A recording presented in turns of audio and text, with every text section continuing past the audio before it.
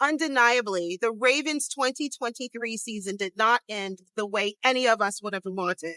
From the loss of the AFC Championship to the negative rumors and reports that we're hearing in the media, as well as losing several key coaches from our defensive side of the ball. Today, we take a look at what the Ravens need to address on offense moving into the 2024 season.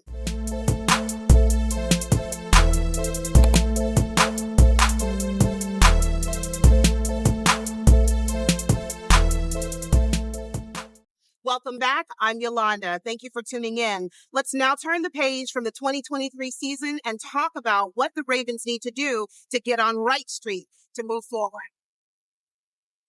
We'll start with the offensive line. At the center, we have Tyler Linderbaum. Second-year player. I have nothing but great things to say about him. He was a steady, stable, and reliable force for the majority of the season. I can only remember that one major snafu where he snapped the ball and he should not have. But other than that, Linderbaum did great. But more likely than not, and more often than not, Tyler Linderbaum protected Lamar Jackson and did not allow any sacks. He was rated a 78.3 overall by PFF, which for a second-year player is phenomenal. Go, Tyler. Keep up the great work. Need to see more of that moving into next year. At right guard, we have Kevin Zeitler. For the majority of the season, Kevin was reliable. He was there. He was dependable. He did what was asked of him. Yes, there was room for improvement, but I think overall, Kevin Zeitler was a solid player. PFF rated Zeitler a 69.3.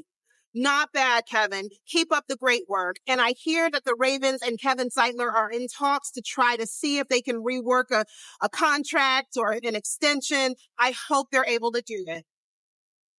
Morgan Moses at right tackle. He was pretty good for the majority of the season. I think he was solid. I think he was okay. He played 778 snaps. He had 6 penalties and allowed 5 sacks. That's where it gets tricky for me because I don't like the number 5 as it relates to how many times my quarterback got sacked on your watch. But overall, Morgan Moses was good. He was very good.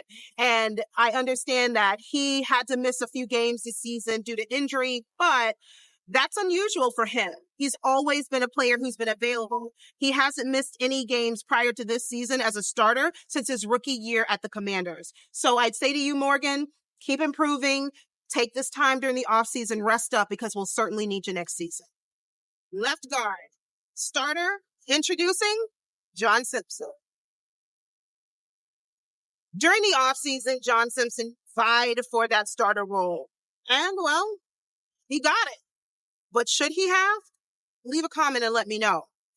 All I know for John Simpson is that I'm not sure if it's improper form or improper technique, but more often than not, John Simpson was just not ready. He was not prepared, nor was he in position to succeed.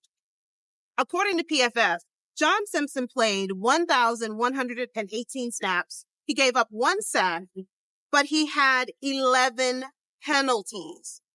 11 penalties.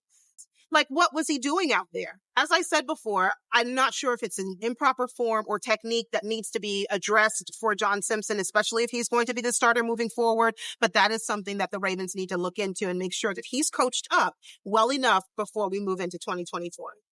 Left tackle. This is where things start to get real interesting. For starting left tackle, we have Ronnie Stanley. And I know there is a divide in the fan base as to whether we should keep Ronnie Stanley because of how much we're paying him, whether we should cut him, find someone else. My only question is, if we cut Ronnie Stanley, who do we replace him with? Yes, it is true that Ronnie Stanley is not the Ronnie Stanley of old, but finding someone of his caliber, even at a level where he's not optimal, is going to be challenging for the Ravens. So is this something that the Ravens need to address in free agency? If there's a free agent out there and you think that he's just as good or can be as good as Ronnie Stanley, leave it in the comment and let's talk about it. But this is a position that I think the Ravens really need to make some hard decisions on how they're going to organize this position group moving forward. Ronnie Stanley is not terrible, but he had 10 penalties. 10, just one shy of John Simpson. And so you already know my thoughts on Simpson. There's work to be done. With Ronnie Stanley, the same thing. We're going to need to make some tough decisions here. What are we going to do with Stanley? Do we restructure his contract to free up some cap space? Or do we part ways with Ronnie? Do we try to trade him? Do we look at free agency? Or do we consider someone in the draft? But whoever we get at left tackle, that is a premium position, and it's one that is integral to the success of Lamar Jackson. So, Ravens, please pay attention to our left tackle. My thoughts on the Ravens and the left tackle position this offseason, the Ravens absolutely need to find or identify a viable replacement for Ronnie Stanley if we cannot get the Ronnie Stanley of old or an improved version of Ronnie Stanley that we saw in 2023. Those are tough decisions, but Ravens, those are decisions that you have to make. And I hope you're taking the time and doing your due diligence during this offseason. Wide receiver. This is another area of concern for me. While it's true that we brought in OBJ, Nelson Aguilar, we signed Zay Flowers, my only concern is that we did not bring in a proven big body wide receiver who is able to go up and get those contested catches. I would love to see a Mike Evans, a DK Metcalf, and even if we're talking on the smaller side of the receiver, a Justin Jefferson, a T. Higgins, one of them. Heck, I would take both of them at this point. Why not?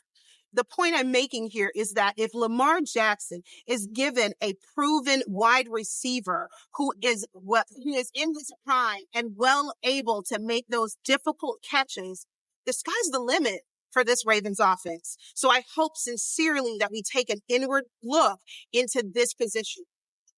Running backs.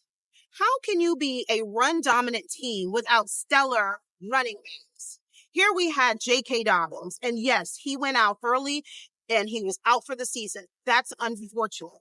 And that left us with Gus Edwards, Justice Hill. And while they were good, I cannot say they were great. We also had Keaton Mitchell, who was supposed to be that spark plug for the offense, for the running back position group. And he came in and provided us just that. But when he went out in week 15 with a season-ending injury, we had to then rely again on Gus Edwards and Justice Hill. And then, by some strange turn of events, we signed Dalvin Cook for the postseason. And while he played in that first postseason game, when it was time for the AFC Championship, he was absent. Not one snap. And if that makes sense to you, or you have an idea why the Ravens did not utilize him at all, please leave it in the comments below, because for me, I don't understand it. So this is a position group that I think needs some attention as well this offseason. Tight ends. This is another interesting position group because we have Mark Andrews, who is arguably Lamar's security blanket. However, when he went out with season-ending injury and he didn't come back until the postseason, we had second-year tight end Isaiah Likely step up and prove himself worthy of a starting role. Lamar and Likely developed a chemistry as the season progressed. And then when we saw Charlie Kolar, he contributed as well. Personally, I would have liked to have seen Vokalek, but the Arizona Cardinals got him. So I wish you all the best, Vokalek. What we saw in the AFC Championship when Mark Andrews returned, it looked like a completely different offense from what we had seen before. That, for me, is very concerning, and it's something that we need to look into. How effective can we be on offense with Mark Andrews? And if Todd Monken is able to incorporate Mark Andrews in such a way that does not take away from the success we were having when Mark Andrews was unavailable. Last, but certainly not least, Lamar Jackson. Put some respect on his name. Two-time league MVP. We'll talk about him in a later video, so please make sure you come back in the coming weeks because I'll talk to you about my thoughts on how Lamar Jackson did and how his game improved and how he evolved as a passer and just as a leader on offense. But there are certainly things that I think Lamar Jackson can work on, and we'll get into those in a later video. So if you stay tuned this long, thank you so much for sticking around and talking Ravens football with me. Make sure you come back where we're going to be talking a little bit more on what the defense needs to do in this offseason. Take care, everyone. Stay safe. God bless.